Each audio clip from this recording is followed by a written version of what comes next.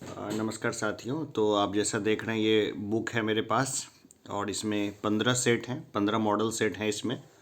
तो चलिए ये बुक जो है ना ये मैं कंप्लीट करा देता हूँ पूरा। तो ज़्यादा एक्स्ट्रा मैं बोलूँगा नहीं, जो भी बोलूँगा वो क्लास के लास्ट में बोलूँगा ताकि आपका समय ख़राब ना हो और आपको रिवीजन में भी आपको ये वीडियो देखने में अच्छा लगे। तो शुरू करते हैं। संविधान के किस अनुच्छेद के तहत राष्ट्रपति को संसद का संयुक्त अधिवेशन बुलाने का अधिकार है? बहुत सिंपल है। अनुच्छेद 108 के तहत उसको अधिकार है। अभी तक जहाँ तक मुझे ज्ञात है ना 3 बार उसको बुलाया गया है, संयुक्त अधिवेशन जो है संसद का बुलाया गया है। आगे देखते हैं कि निम्नलिखित में से कौन भारत के राष्ट्रपति के चुनाव में निर्वाचक मंडल के सदस्य नहीं होते हैं?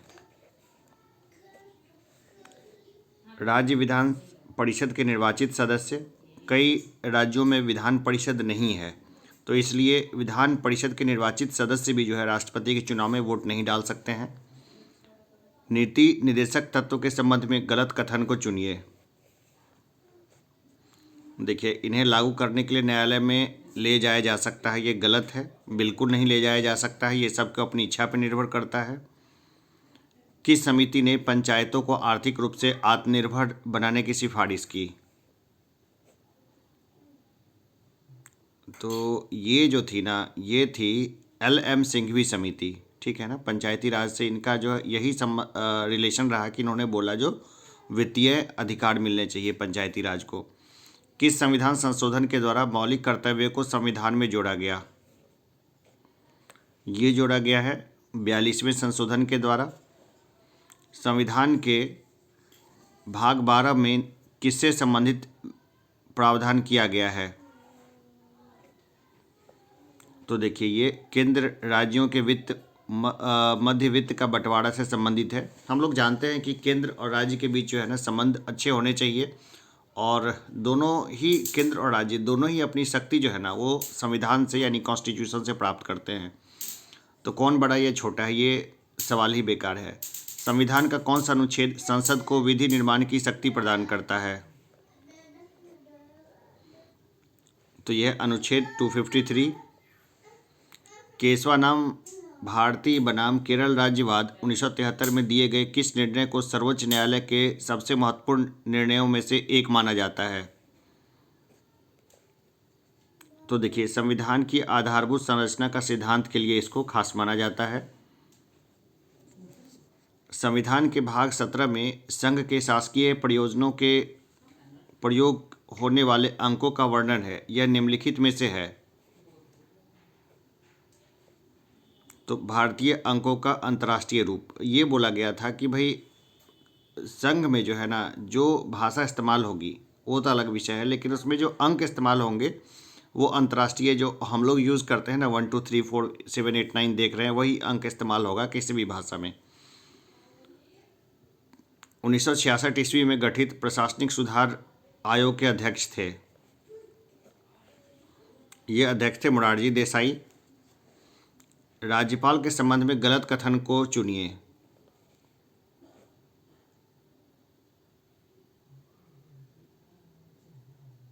देखिए गलत कथन को चुनिए, इसमें तो मुझे लगता है गलत कथन जो है ना ये 2 और 3 गलत है। यानी वेतन भारत की संचित निधि से दिया जाता है, बिल्कुल गलत है। पेंशन राज्य की संचित निधि से दिया जाता है, ये गलत है। ठीक इसका उल्टा है, जो वेतन है ना वो राज्य की संचित निधि से दिया जाएगा और पेंशन जो है ना वो भारत की संचित निधि से दिया जाएगा। आर्थिक आधार पर आरक्षण को किस संविधान संशोधन द्वारा स्वीकार किया गया? देखिए ये 103वें संविधान संशोधन के द्वारा स्वीकार किया गया आर्थिक आधार पे। खैर इसको लेके काफ़ी बहस नहीं हुई है, बहस होनी चाहिए थी। किस शासक को उसके सिक्कों पर वीणा लिए हुए अंकित किया गया है? तो देखिए ये है समुद्रगुप्त। समुद्रगुप्त सबसे प्रतापी राजा, कभी अपने युद्ध को नहीं हारे। वैदिक काल में आजीवन अविवाहित रहने वाली कन्याओं को निम्नलिखित में से क्या कहा जाता था? देखिए इनको कहा जाता था अमाजू। ताम्रपाषाणिक स्थलों में अनाज का सबसे बड़ा साक्ष्य किस स्थल से प्राप्त हुआ है?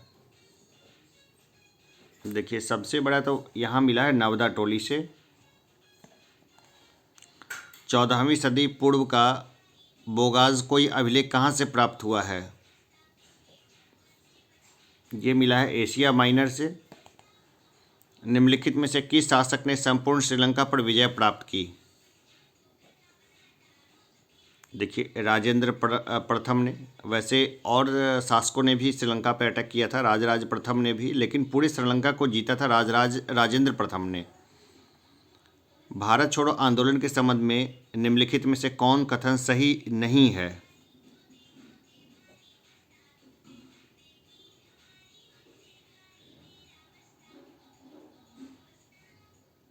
कौन कथन सही नहीं है? देखिए, इस आंदोलन का नारा करो या मरो था, ये तो सही है। इस आंदोलन का प्रस्ताव जवाहरलाल नेहरू ने पेश किया, ये भी सही है।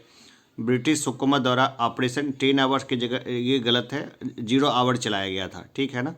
तो सी इसका जो है सो उत्तर। 1 मिनट एक और देख लेते हैं।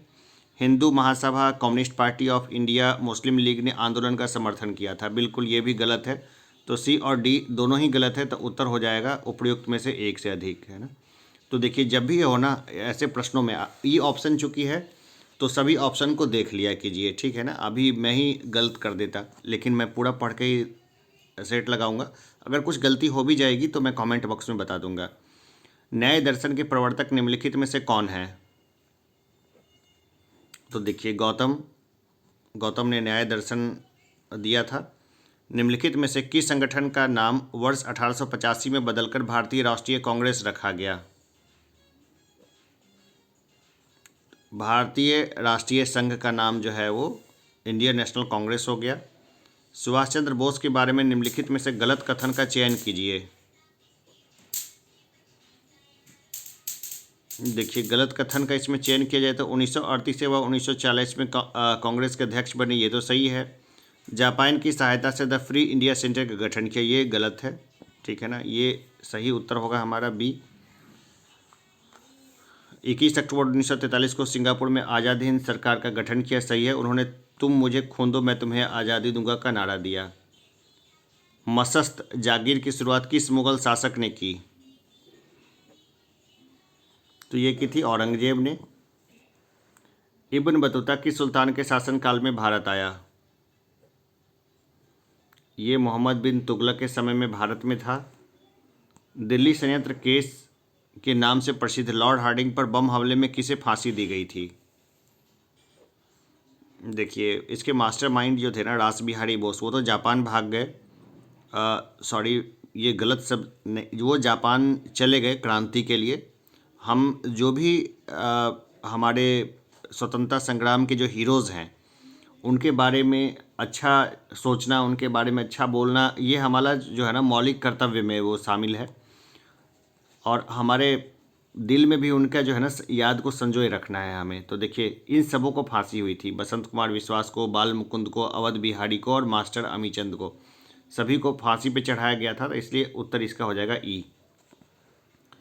13 अप्रैल 1919 को हुए जलियांवाला बाग हत्याकांड के संबंध में निम्नलिखित में से कौन सा कथन सत्य नहीं है? तो देखिए जनरल डायर को भारत सरकार में पदोन्नति दी गई, ऐसा नहीं है, ठीक है ना। मतलब उसकी छिछालेदारी तो हुई थी, उसको नौकरी से भी हटा के उसको इंग्लैंड भेज दिया गया। भले वो अलग केस है कि वहाँ की संसद ने उसको सम्मान दिया था कुछ शॉर्ट वर्ड दे करके।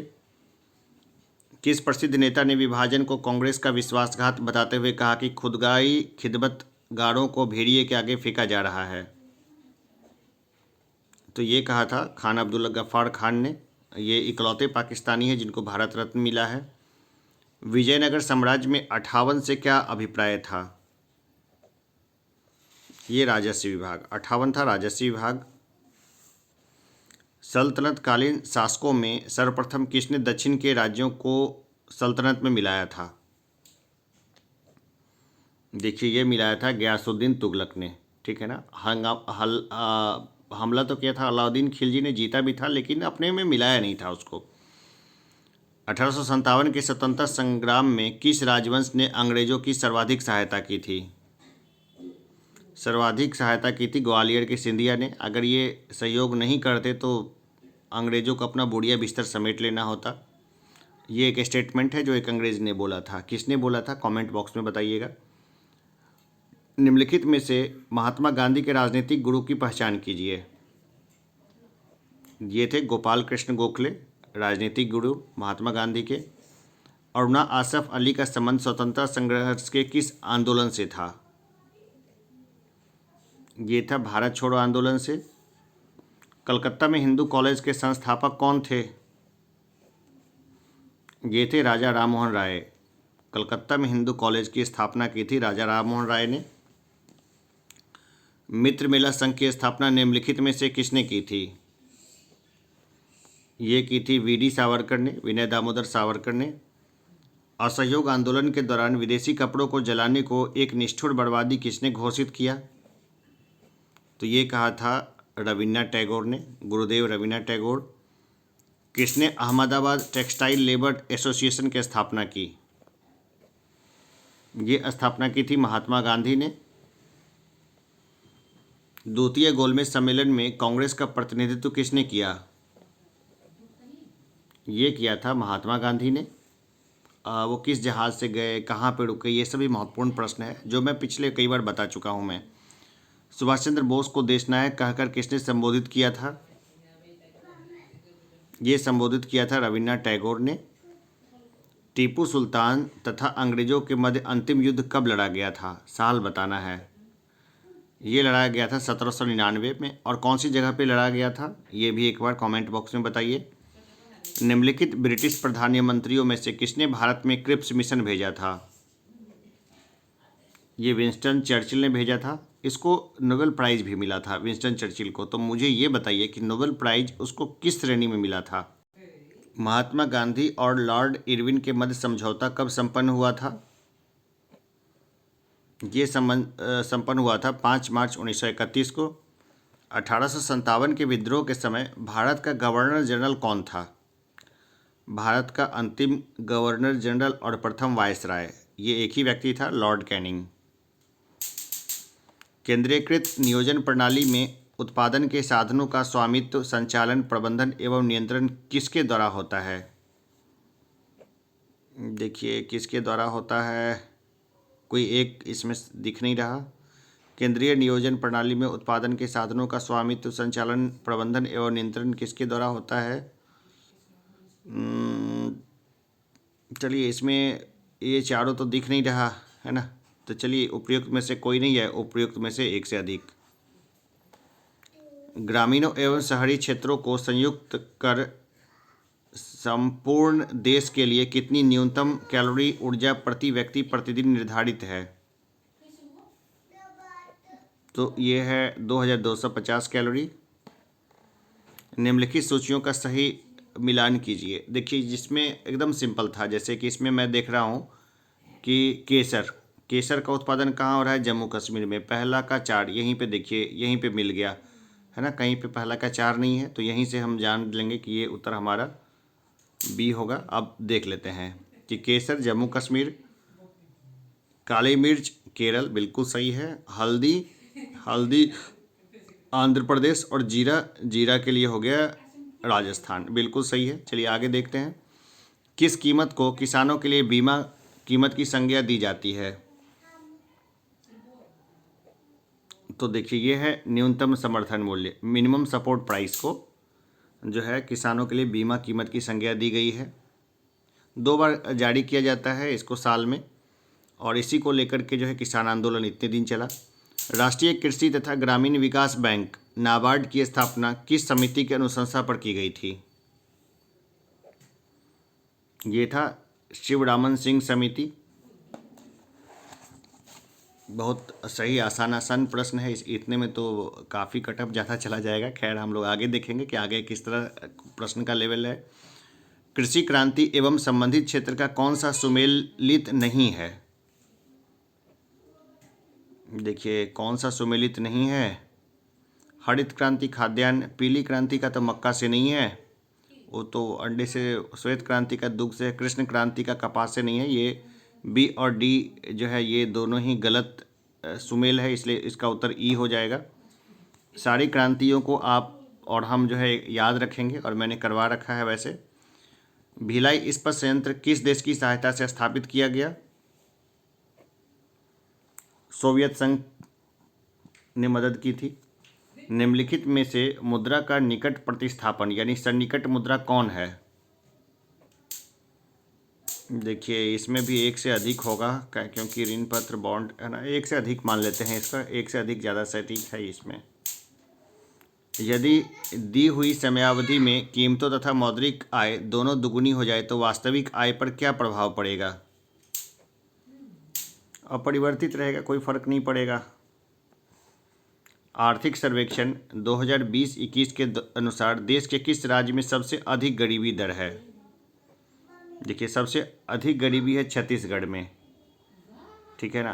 तो राज्यों में बिहार का स्थान गरीबी में चौथा हो गया और केंद्र शासित प्रदेश को ही मिला ले तो पांचवा हो गया। निम्नलिखित में से कौन सी एक उष्णकटिबंधीय सवाना प्रदेश की जलवायु की मुख्य विशेषता है? यह अत्यंत अल्पकालीन शुष्क ऋतु। निम्नलिखित में से किस राज्य की सीमा बांग्लादेश से नहीं मिलती है? तो मणिपुर की सीमा जो है वो बांग्लादेश से नहीं मिलती है। एक बार सब लोग जो है ना वो भी देख लीजिए, मेरा ख्याल है नागालैंड की भी नहीं मिलती है, मैप में एक बार चेक कर लीजिएगा। निम्न पर विचार करें। गर्म और शुष्क जलवायु, हल्की और गीली सर्दी, सदाबहार ओक के पेड़, ये सब कहाँ मिलता है? ठीक है ना, तो ये सब मिलता है भूमध्य सागर में। भूमध्य सागर की विशेषताएं हैं ये। निम्नलिखित में से कौन एक सही सुमेलित नहीं है? देखिए इसमें से मानस दर्रा सिक्किम में नहीं है, बाकी जिलेपला सिक्किम में है, बड़ा लाचा हिमाचल प्रदेश में और सीप किला हिमाचल प्रदेश में, ये सब सही है। नामचा बड़वा हिमालय के किस श्रेणी में स्थित है? यह हिमाद्री या बृहद हिमालय में। पटना के समीप गंगा नदी के किस दिशा से आकर गंडक मिलती है? देखिए अगर बाएं दाएं रहता तो उसमें ज़्यादा दिक्कत होता, तो ये मिलती है उत्तर से आके, उत्तर में ही उत्तर बिहार की प्रमुख नदी है गंडक, तो ऑप्शन से हमें आसानी हो गई। नदियों की विसर्प वाहिका जो गोखुड़ झील के रूप में पाई जाती है क्या कहलाती है? तो ये कहलाती है मन। खास करके चंपारण क्षेत्र में आपको मन देखने को मिलेगा। बिहार में टाल क्षेत्र का विस्तार कहाँ से कहाँ तक है? पटना से मोकामा तक टाल क्षेत्र है। चंदन का मैदान बिहार के किस भाग में स्थित है? ये स्थित है दक्षिण पूर्व बिहार में। मरुधान किसे कहा जाता है? रेगिस्तान में हरियाली व जल वाला क्षेत्र को मरुधान बोलते हैं। दामोदर घाटी निगम की स्थापना कब हुई थी? ये हुई थी 7 जुलाई 1948 को। निम्नांकित घास के मैदानों में कौन सही सुमेलित है? देखिए कौन सही सुमेलित है, ये लानोस वेंजुएला जो है ये सुमेलित लग रहा है, ये यही सही होगा। हेलेंस्की किस यूरोपीय देश की राजधानी है? अभी हाल फिलहाल उधर प्रोटेस्ट वगैरह कुछ हो रहा था ना, नहीं, वो फिनलैंड की राजधानी है हेलेंस्की। ये रिपीटेड क्वेश्चन है, ये किसी एग्जाम में देखा हुआ क्वेश्चन है ये। निम्न में से कौन ठंडी जलधारा नहीं है? देखिए कनाडिय, ओयासीवो और हम्बोल्ट, ये सब जो है ना मतलब ठंडी जलधारा है, लेकिन अगुलहास जलधारा ठंडी जलधारा नहीं है, गर्म जलधारा है वो। आयतन की दृष्टि से साफ पानी की सबसे बड़ी झील है? आयतन की दृष्टि से साफ पानी की सबसे बड़ी झील है तो हाल फिलहाल रसिया ने वहाँ पर अपना वो टेलीस्कोप वगैरह लगाया है, और ये है बैकाल झील, सबसे गहरी झील यही है। टोरेस जलरबड़ू मध्य किन दो द्वीपों के मध्य स्थित है? यह है ऑस्ट्रेलिया एवं पापुआ न्यू गिनी के मध्य में है ये। वर्तमान में हीरे का सर्वाधिक उत्पादन किस देश में किया जाता है? अभी वर्तमान में रूस में, ठीक है ना। वर्तमान अभी लेटेस्ट डेटा को देखें तो हीरे का सर्वाधिक उत्पादन जो होता है ना वो रूस में होता है। किसी भी देश के घरेलू सीमा में निम्नलिखित में से किसको शामिल नहीं किया जाता है? देश में स्थित अंतर्राष्ट्रीय संस्थानों के कार्यालय को नहीं शामिल किया जाता है। दिसंबर 2020 में जारी भारत में तेंदुओं की स्थिति 2018 रिपोर्ट के अनुसार भारत के किस राज्य में तेंदुओं की संख्या सर्वाधिक है? सर्वाधिक तेंदुआ है मध्य प्रदेश में। भारत के किस राज्य में एशिया का पहला राष्ट्रीय डॉल्फिन अनुसंधान केंद्र स्थापित किया जा रहा है? ये स्थापित किया जा रहा है, अनुसंधान केंद्र स्थापित किया जा रहा है पटना में। संरक्षण क्षेत्र जो है ना वो काफ़ी बड़ा है। संस्कृति मंत्रालय के ने हर साल सुभाष चंद्र बोस की जयंती को किस दिवस के रूप में मनाने की घोषणा की है? तो ये होगा पराक्रम दिवस। यूएन रिपोर्ट 2020-21 के अनुसार विश्व के विभिन्न देशों में रह रहे प्रवासी भारतीयों की संख्या किस देश में सर्वाधिक है? सर्वाधिक है संयुक्त अरब अमीरात में। एलन मस्क के द्वारा स्थापित कंपनी स्पेस एक्स ने कितने उपग्रहों को एक साथ प्रक्षेपण कर नया कीर्तिमान स्थापित किया है? तो भाई एक साथ उसने कितना 143 उपग्रह को लॉन्च कर दिया, रिकॉर्ड बना दिया। इसरो का रिकॉर्ड है वो इसके सामने में छोटा रह गया। व्यक्तिगत रूप से लगातार 2 ओलंपिक खेलों में पदक जीतने वाली भारत की पहली महिला खिलाड़ी हाल ही में कौन बनी है? भाई पीवी सिंधु। आइसक्रीम को लेकर चर्चा में थी। नरेंद्र मोदी जी ने उसको बोला था कि आइसक्रीम खिलाऊंगा मैं, साथ में पदक लेके आइए। उसने बोला था कि काफ़ी समय से मैंने आइसक्रीम नहीं खाई है। नीति आयोग के दूसरे इनोवेशन इंडेक्स नवाचार सूचकांक 2020 में बड़े राज्यों की श्रेणी में पहला स्थान किस राज्य ने प्राप्त किया है? ये प्राप्त किया है कर्नाटक ने। ईपी का विस्तारित नाम है। अभी इलेक्शन कमीशन ने हाल फिलहाल इसके ऊपर काफ़ी कुछ किया था। ये था electronic electoral photo identity card. 16वें बिहार रेजिमेंट के commanding officer colonel Shri Santosh Babu को मरणोपरांत किस सैन्य सम्मान से सम्मानित किया गया? महावीर चक्र मिला है उनको। गलवान में शहीद हो गए थे वो। The lover boy of Bahawalpur पुस्तक किसने लिखी है? ये लिखी है राहुल पंडिता ने। देखिए गलवान में एक मेरे बहुत नज़दीक का लड़का था, उसकी भी झड़प में डेथ हुई थी। 66वें फिल्म फेयर पुरस्कार 2021 के सर्वश्रेष्ठ फिल्म का पुरस्कार किस फिल्म को मिला है? देखिए ये मिला है थप्पड़ को। थप्पड़ में कौन है? तापसी पन्नू है। हाल ही में भारत के 48वें मुख्य न्यायाधीश कौन बने हैं? अगस्त तक ही रहेंगे वो वैसे। तो ये बने हैं एन.वी. रमन्ना। अमृत महोत्सव के संदर्भ में निम्नलिखित कथनों पर विचार कर असत्य कथन का चुनाव करें। यह महोत्सव स्वतंत्रता के 75 वर्ष पूरे होने के अवसर पर मनाया जाएगा। बिल्कुल सही है। इस महोत्सव का शुभारंभ नरेंद्र मोदी ने 12 मार्च 2021 को अहमदाबाद गुजरात के साबरमती आश्रम से किया। ये भी सही है।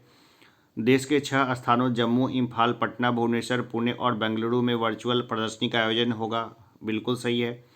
इस महोत्सव के आयोजन के लिए प्रधानमंत्री की अध्यक्षता में एक व्यापक समिति का गठन किया गया, जिसमें देश के 259 हस्तियों को शामिल किया गया। ये भी सही है। तो इसका उत्तर हो जाएगा ई। एक से अधिक है उपयुक्त में से। Stockholm International Peace Research Institute SIPRI द्वारा जारी वर्ष 2021 वार्षिक रिपोर्ट के अनुसार हथियारों के खरीद आयात के मामले में विश्व में भारत का कौन सा स्थान है? तो ये स्थान है दूसरा। पहला स्थान किसका है? तो सऊदी अरेबिया का है। 33% हथियारों के खरीद में कमी हुई है भारत की। भारत के प्रधानमंत्री नरेंद्र मोदी और स्वीडन के प्रधानमंत्री के बीच 5 मार्च 2021 को आखिरी शिखर वार्ता संपन्न हुई। स्वीडन के प्रधानमंत्री कौन हैं? ये हैं स्टीफन लोफवेन। हाल ही में नियुक्त राष्ट्राध्यक्षों में कौन सुमेलित नहीं है?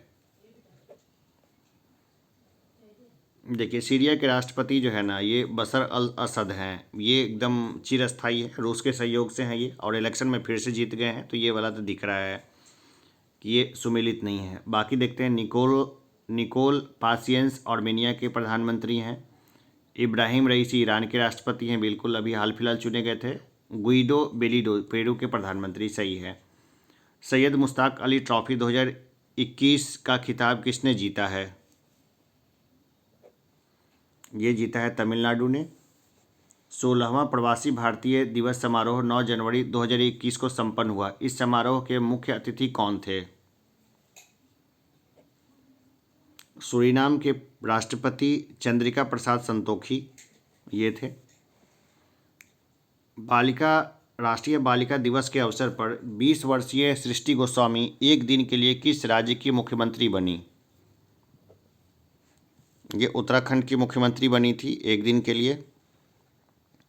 किस राज्य सरकार ने ओलंपिक एवं एशियाई खेलों में स्वर्ण पदक विजेता को क्रमशः 3 करोड़ और 1 करोड़ की राशि पुरस्कार के रूप में देने की घोषणा की है?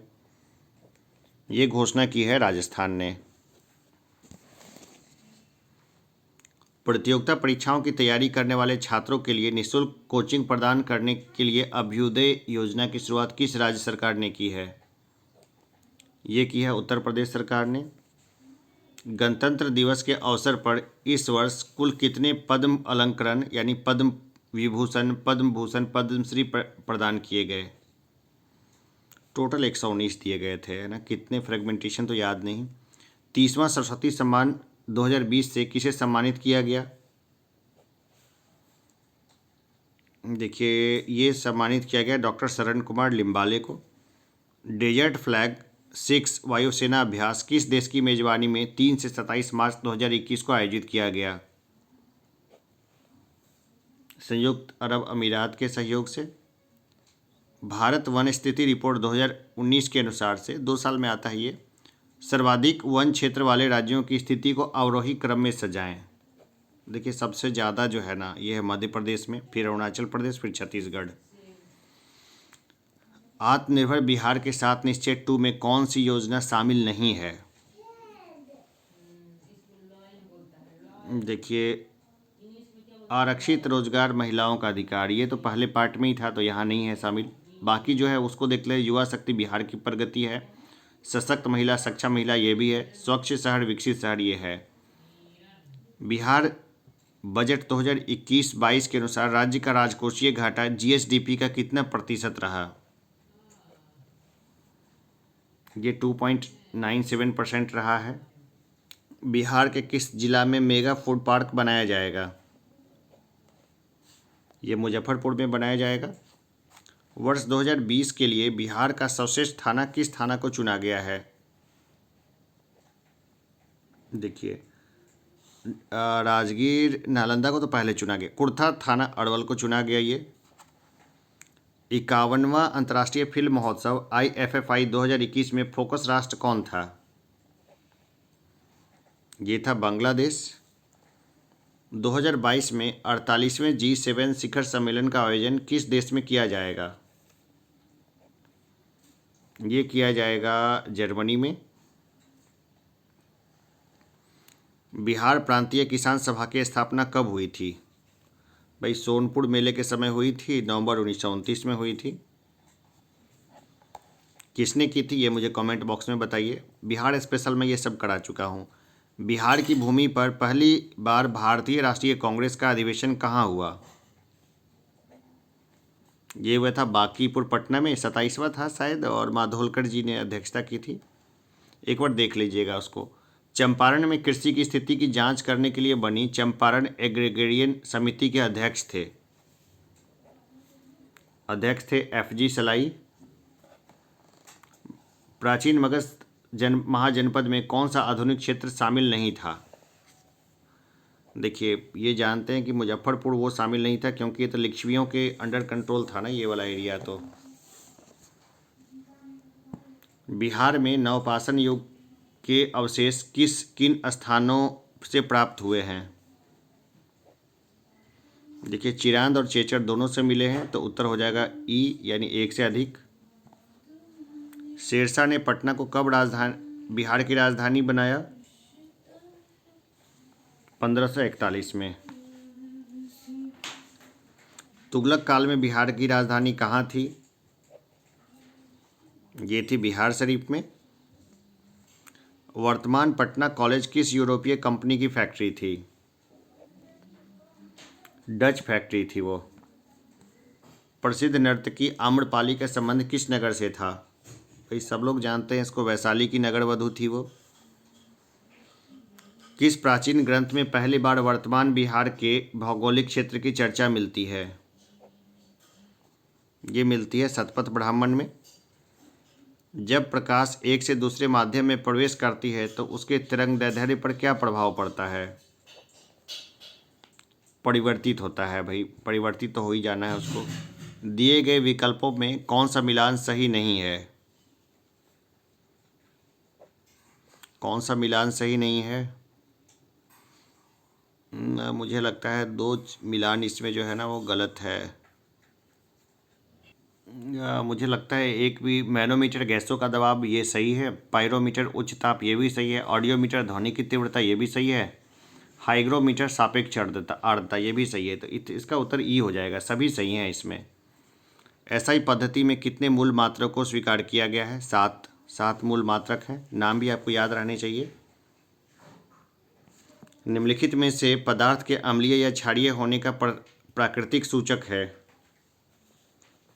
भाई इसमें प्राकृतिक सूचक कौन सा है?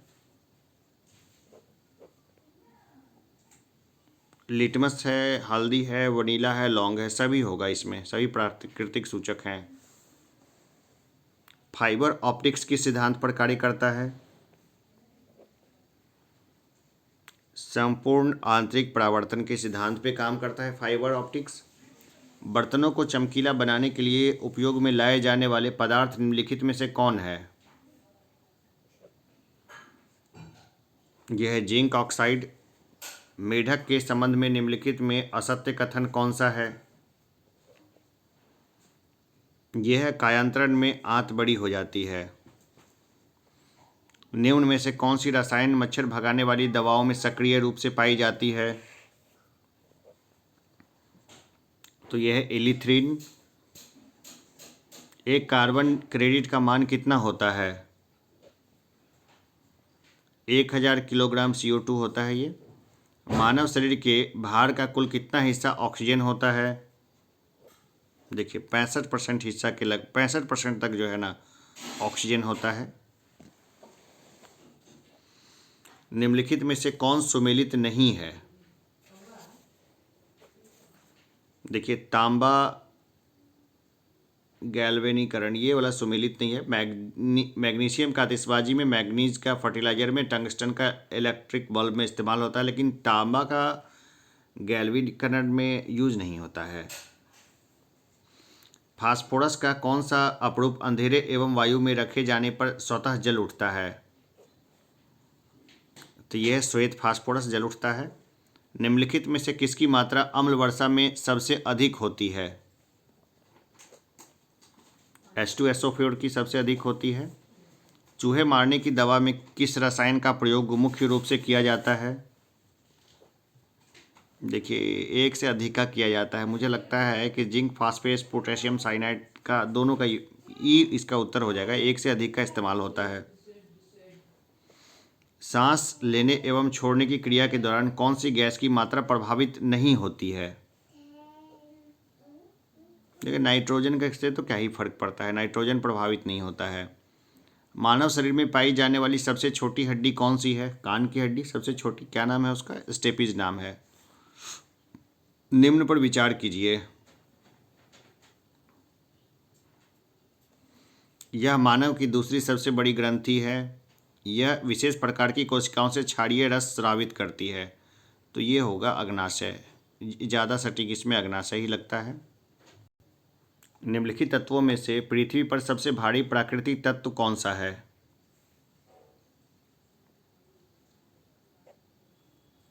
सबसे भारी है, देखिए इसमें सबसे भारी कौन सा होगा? यूरेनियम, मरकरी, सोना, कैल्शियम। मुझे लगता है कि इसमें सबसे जो भारी होगा ना ये यूरेनियम होगा। निम्नलिखित में से कौन तना का उदाहरण नहीं है? आलू तना है, गन्ना तना है, अदरक तना है, शकरकंद। अलुआ तना नहीं है, ये जड़ है। अभावजन्य रोग किसे कहते हैं? पोषक तत्वों के अभाव के कारण होने वाले रोगों को अभावजन्य रोग कहते हैं। मलेरिया से प्रभावित होने वाला अंग कौन है?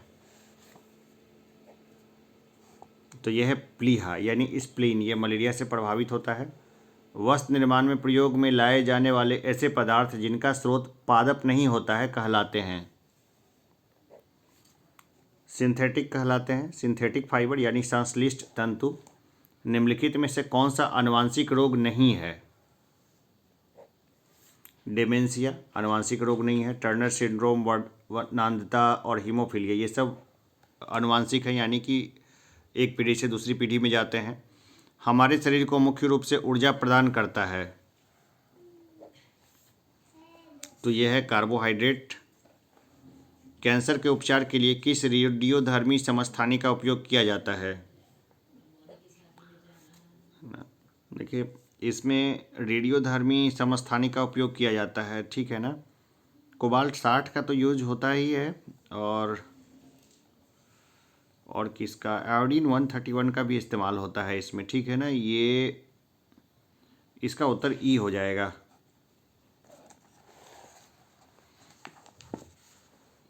भीड़ नियंत्रण हेतु प्रयोग में लाई जाने वाली आश्रो गैस में कौन सी गैस होती है?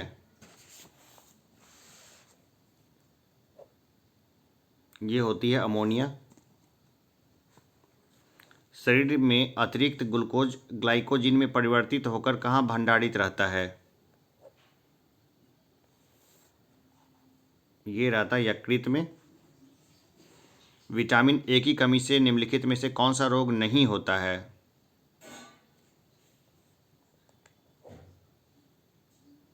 देखिए, इसमें तो एक से अधिक हो जाएगा मामला, ठीक है ना। कौन सा रोग नहीं होता है?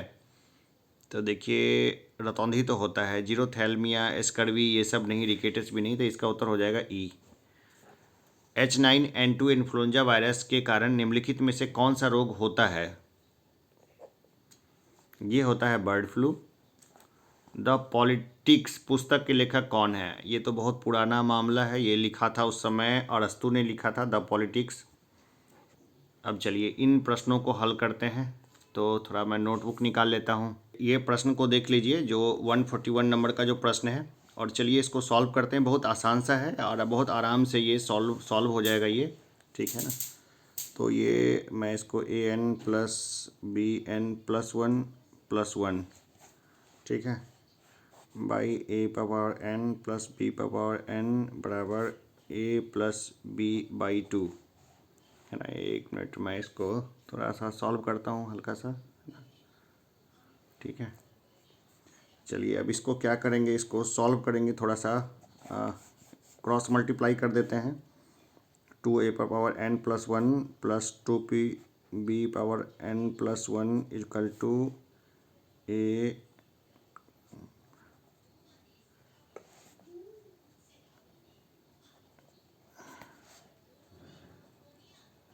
इसको इस तरह से बहुत आराम से लिख सकते हैं क्रॉस मल्टीप्लिकेशन से।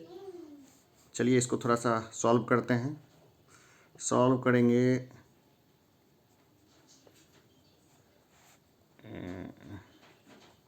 इस तरह से इसको लिख सकते हैं। थोड़ा और इसको सॉल्व कर देते हैं,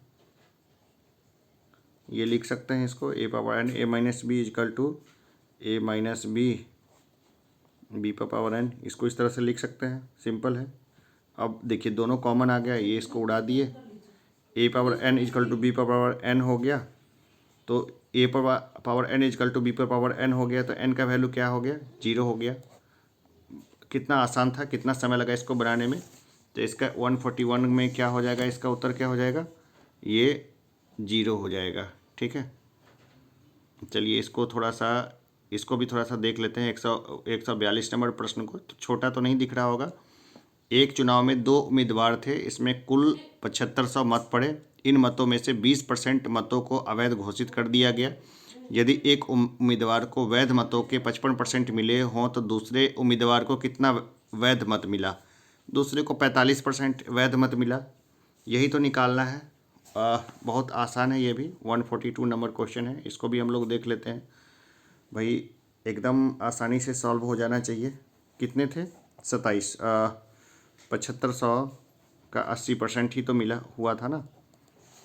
प्रश्न से देखिए 7500 20% मत अवैध घोषित हो गया, ठीक है ना। तो कितना 7500 का 80% पहले निकाल देते हैं। तो 7500 का 80% कितना हो जाएगा? 7500 गुने 80/100 काट क्रॉस करिए, कितना आ गया ये? 6000 आ गया।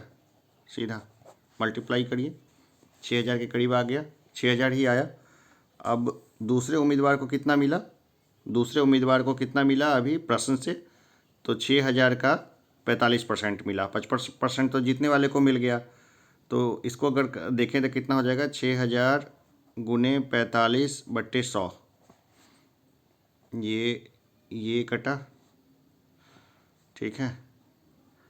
6×35 के 0 हासिल 3 0, ये 2700 के करीब करीब बचा, ठीक है ना। ऑप्शन में हमारे 2700 है, सबसे ऊपर का ऑप्शन ही हमारा 2700 बचता है। ये रहा हमारा उत्तर, एकदम सिंपल है।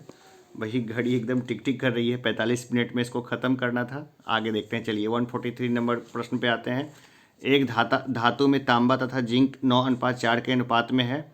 24 किलोग्राम तांबे के साथ कितना जिंक पिघलाना होगा? 143 नंबर क्वेश्चन है भाई। तांबा कितना है? तांबा माने 9x को, ठीक है ना।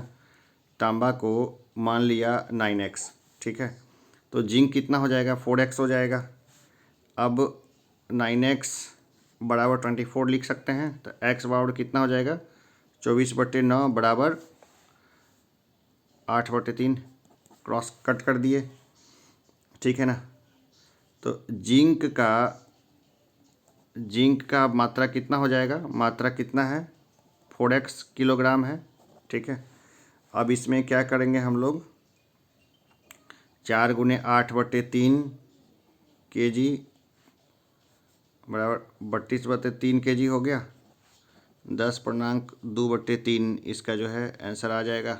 वो सिंपल कैलकुलेशन है, इसमें कुछ खास तो दिमाग लगाना ही नहीं था। 143 का ए आंसर हो जाएगा। अगर नहीं समझ में अगर आ रहा हो तो मैथमेटिक्स के लिए मैं अलग से एक बढ़िया सा बना दूंगा, पूरी लेक्चर बना दूंगा इसके लिए। तो चलिए 144 देखते हैं कि ए अकेला एक कार्य को 12 दिन में तथा बी अकेला इसे 18 दिन में समाप्त कर सकता है। दोनों ने मिलकर कार्य प्रारंभ किया, परंतु कार्य समाप्त होने से 3 दिन पहले ए ने कार्य छोड़ दिया। पूरा कार्य कितने दिनों में समाप्त हुआ? चलिए कितना कार्य था ये तो दिया हुआ नहीं है, हम लोग 144 नंबर क्वेश्चन को करते हैं, ठीक है ना। क्या है प्रश्न से? हाँ ठीक है। अब देखिए क्या हो गया कि ए का एक दिन का कार्य कितना हो गया? एक दिन का कार्य 1/2, और बी का एक दिन का कार्य कितना हो गया? 1/18। तो बी का 3 दिन का कार्य कितना हो जाएगा? 1/18 गुने 3 हो जाएगा, बराबर 1/6 हो गया। अब देखिए शेष कार्य कितना हुआ, ठीक है ना। शेष कार्य कितना बच गया? प्रश्न से ले तो 1 - 1/6 बचा, बराबर 5/6 हो गया। अब है ए प्लस बी का एक दिन का कार्य कितना हो जाएगा? तो प्रश्न से हम लोग देख लेते हैं। 1/12 प्लस 1/18 होगा। अब इसको सॉल्व करते हैं, कितना हो जाएगा? 36 यहाँ आ गया, 3 + 2 5/36 हो गया।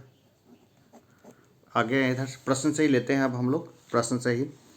अब देखिए 5/36 कार्य करने में ए प्लस बी को एक दिन लगता है, ठीक है ना। 5/36 कार्य करने में ए प्लस बी को कितना दिन लगता है? एक दिन लगा, एक दिन लगा। तो अब कितना बचा काम? अब 5/6 कार्य करने में ए और बी कितना दिन लेंगे? तो 36/5 गुने 5/6, 6×6 = 36 बराबर 6 दिन लेंगे। अब काम छोड़ के वो चला गया था, ठीक है ना, 3 दिन के बाद। तो कुल समय कितना लग जाएगा? 9 दिन लग जाएगा, ठीक है। कुल समय कितना लग जाएगा? 9 दिन लग जाएगा। जल्दी जल्दी बना रहा हूँ इसलिए थोड़ा सा वो ऊपर से मे भी कुछ लोग को जा रहा होगा, बाकी तो बहुत आसान है, खुद बनाइएगा तो हो जाएगा। 145 नंबर क्वेश्चन पे देखते हैं कि इसका एक फार्मूले पे इसको सेट कर देते हैं और फार्मूले पे सेट करके इसको सॉल्व करने पे ही हो जाएगा। तो देखिए कि 145 नंबर क्वेश्चन देखते हैं कि 66,200 का ऋण 3 बराबर किस्तों में चुकाना है। यदि चक्रवृद्धि ब्याज की दर 10% वार्षिक हो तो प्रत्येक किस्त का मान कितना होगा। देखिए प्रत्येक किस्त का मान मान लेते हैं एक्स, ठीक है ना। कितना मान लेते हैं, एक्स मान लेते हैं।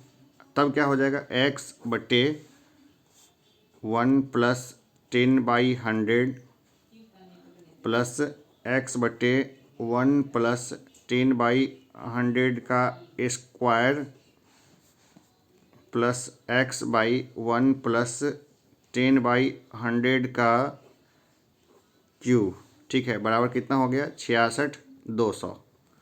अब इसमें क्या एक्स का वैल्यू ही तो निकालना है, ठीक है। इसको सॉल्व करेंगे तो कितना हो जाएगा, इसको अगर नॉर्मली ऐसे ही सॉल्व करते हैं हल्के से, 10x/11 plus 100x/121 plus 1000x/1331 बराबर 66,200। ऐसा करता हूँ, बस इसको सॉल्व ही करना है तो मैं थोड़ा सा पॉज करके इसको सॉल्व कर लेता हूँ, फिर वापस आ जाता हूँ। देखिए मुझे टोटल 45 सेकंड मिले लगे मुझे इसको सॉल्व करने में। बहुत सिंपल ही है, ज़्यादा कैलकुलेशन नहीं करना पड़ा मुझे। चूँकि अभ्यास है तो मैं थोड़ा इसको 30 से 45 सेकंड में मैंने इसको कर दिया। तो चलिए इसका जो उत्तर हो जाएगा ये आ जाएगा 26,620। ऑप्शन में देखते हैं इतना है कि नहीं है। बिल्कुल ऑप्शन में है ये 26,620, ठीक है। ये थोड़ा छोटा दिख रहा होगा लेकिन ये चूँकि सॉल्व भी करना पड़ा इसलिए ये ज़रूरी है ये। अब देखिए 146 नंबर प्रश्न को हम लोग देखते हैं। इसमें क्या है कि 3 सेंटीमीटर व्यास वाले धातु के ठोस गोले कितने पिघलाए जाएं कि इनमें एक ठोस बेलन बन सके जिसका व्यास 4 सेंटीमीटर तथा ऊंचाई 54 सेंटीमीटर हो। बढ़िया बढ़िया प्रश्न है ये, ठीक है। ज़्यादा मुश्किल तो है नहीं, फिर भी हम लोग इसको जो है जल्दी से करने की कोशिश करेंगे। देखिए अब क्या है, ठोसों की अभी संख्या को क्या मानते हैं, n। जब n मान लेंगे तब क्या हो जाएगा हमारा, n गुने 4/3 पाई 3/2 का होल क्यूब बराबर पाई इंटू 2 का स्क्वायर गुने 54। वही प्रश्न से सीधा यहाँ पे आ गया ये, n गुने 4/3 गुने 27/8 बराबर 4 गुने 54 लिख सकते हैं इसको, भाई बहुत आराम से लिख सकते हैं इसको। तो n बराबर कितना हो जाएगा, n का वैल्यू निकालेंगे हम लोग। तो n बराबर 4 गुने 54 गुने 24/4 गुने 27। 27 दूनी 54 कट गया, 27 दूनी 54 कट गया, 4 से 4 कट गया, 24 दूनी 48। भाई गोलों की अभी संख्या कितनी हो जाएगी, 48 हो जाएगी, ठीक है ना। तो 146 में क्या हो जाएगा, ये देखिए 48 है हमारा। चलिए उत्तर भी मिलते रहना चाहिए। अब 147 नंबर क्वेश्चन को देखते हैं कि a प्लस बी प्लस सी बराबर 0 हो तो a² plus b² plus c² बराबर वाट, ठीक है। चलिए इसको देखते हैं कि कैसे सॉल्व होता है ये। 147 नंबर क्वेश्चन है, a प्लस बी प्लस सी कितना है, 0 है। तो a³ plus b³ plus c³ बराबर क्या हो जाएगा, 3abc। भाई ये फॉर्मूला होता है, अगर ये है तो ये हो जाएगा, ठीक है। अब क्या कहता है, a² / bc plus b² / ca plus c² / ab, ठीक है। अब इस फॉर्मूले पे हम लोग आएँ तो क्या पुट कर सकते हैं, a³ plus b³ plus c³ बटे abc। बहुत आराम से इसको सॉल्व ही तो किया है। तो क्या हो जाएगा, बराबर 3abc बटे abc कट गया, क्या बना, a3 बच गया। तो क्या वैल्यू आ जाएगा, 3 वैल्यू इसका आ जाएगा। ये रहा हमारा 3 वैल्यू इसका, ठीक है। एकदम आसान है। 148वें नंबर क्वेश्चन को देखते हैं। यदि s बराबर सिग्मा n इजकल टू 1 से 16 तक n-3/4 हो तो जहाँ n विषम संख्या है तो s का मान ज्ञात करें। हाँ, s का मान ज्ञात करें। अब s का मान ज्ञात करना है हमें। चलिए देखते हैं s का मान कैसे निकालते हैं। s बराबर सिग्मा n बराबर 1 से लेके 16 तक है, n-3/4। ठीक है, n क्या है? विषम संख्या है। ठीक है ना, तो n विषम संख्या है तो क्या हो जाएगा? 1 हो जाएगा, 3 और 5, 7, 9, 11, 13, 15, ये हो सकता है। n बराबर कितना है? तो 8 है। प्रश्न से ही हम लोग देखते हैं। और प्रथम n प्राकृतिक संख्याओं का योग कितना होता है? n² होता है। ठीक है, तो क्या हो जाएगा हमारा? प्रश्न से ही 8² माइनस 8 गुने 3/4 आ जाएगा। प्रश्न देख लीजिए एक बार, प्रश्न को फिर से वापस से। इतना हो जाएगा। तो क्या हो गया? 64 माइनस 4 दूनी 8, 64 माइनस 6 बराबर 58। भाई कितना आसान इसका उत्तर है, ज़्यादा इसमें कुछ करने का ज़रूरत ही नहीं पड़ा, है ना। कितना इसका उत्तर हो जाएगा? ये उत्तर हो जाएगा 58। देखिए मैं क्या, ये थोड़ा बहुत तेज़ी से चल रहा हूँ मैं, अगर समझाने लगूंगा तो हमारा जो वीडियो है ना, ये अनावश्यक रूप से काफ़ी लंबा हो जाएगा। तो अभी लंबा करने का मेरा इच्छा नहीं है, सिर्फ मैथ पढ़ाऊँगा, तब हो सकता है एक प्रश्न में ही पूरी क्लास ख़त्म हो जाए। लेकिन मेरा यहाँ पे गोल है कि 150 प्रश्न जो है ना, वो 35 से 40 मिनट में ख़त्म कर दूँ। खैर ये वीडियो तो लंबा खिंच गया।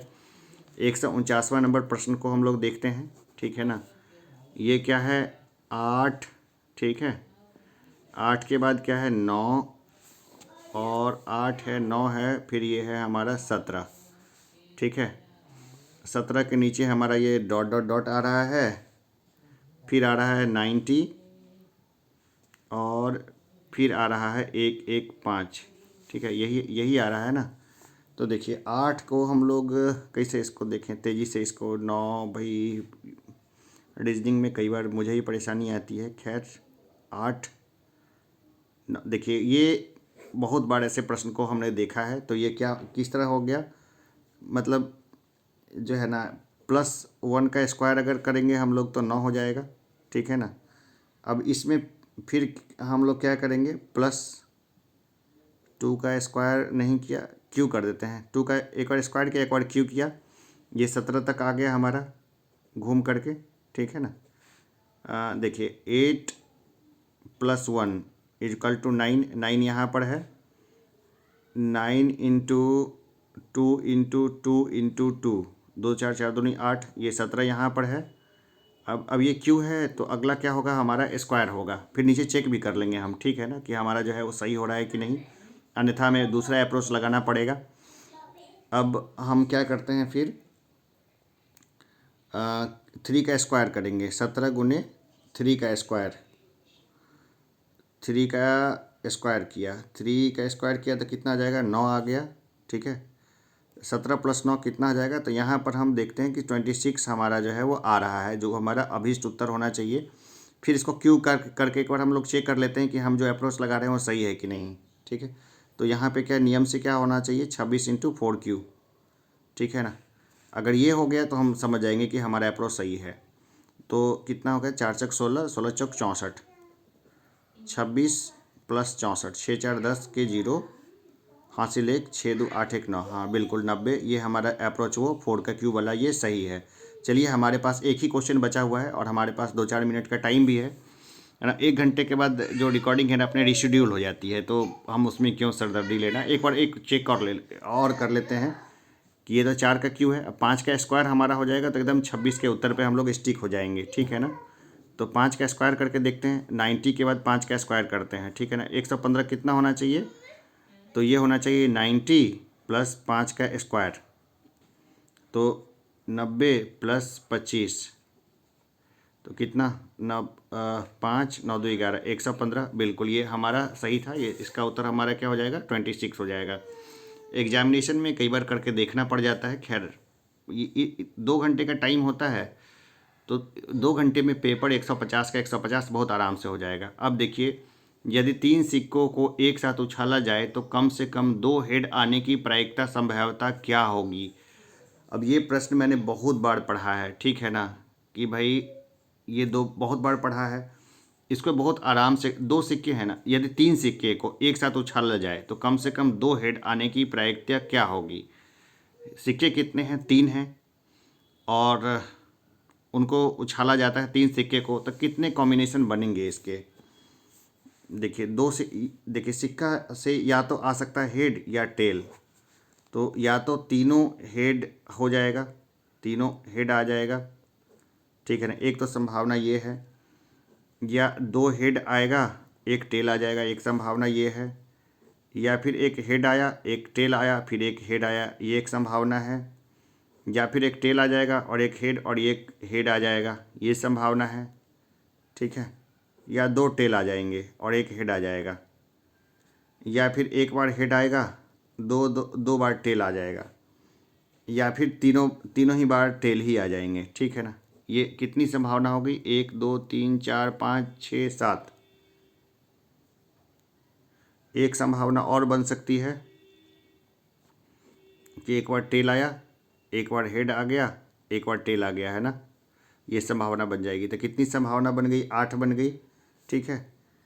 तो अब जो है 2 सिक्के हैं, तो भाई सीधा सा है 4/8, ये प्रायिकता बनेगी बराबर 1/2, यानी हाफ टाइम जो है ना 2 हेड आने की संभावना होगी। यानी दो बार अगर हम लोग उछालेंगे ना, तो एक बार हो सकता है कि हमारा जो है वो वाला मामला बन जाए। तो ये क्या होगा? 1/2 इसका आंसर आ जाएगा प्रोबेबिलिटी का। तो बहुत आसान था, बिल्कुल मुश्किल नहीं था, और प्रश्न का लेवल भी ठीक ठाक है किताब का, और ये था थोड़ा ज़्यादा लंबा हो गया। तो चलिए, रोज़ सेट आपको मिलता रहेगा, जितना हो सकता है उतना सेट बनाइए, यही सफलता का जो है वो मूल मंत्र है।